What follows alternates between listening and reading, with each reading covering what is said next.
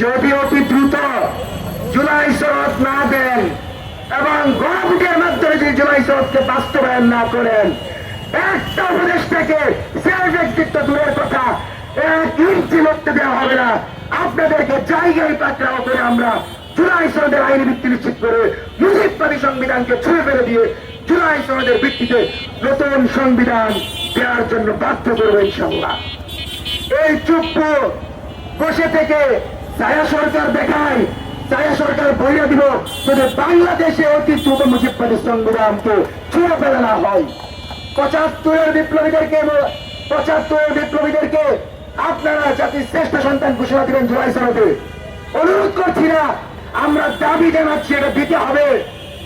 Major ডালিমের মতো দেশপ্রেমিকদেরকে দেশে ফিরিয়ে এনে তাদেরকে সসম্মান দিতে হবে।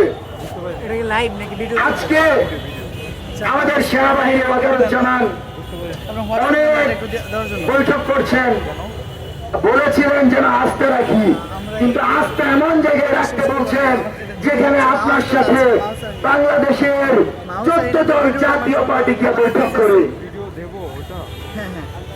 সাবেরের সাথে কূটনৈতিকের কোন সম্পর্ক থাকতে পারবে না।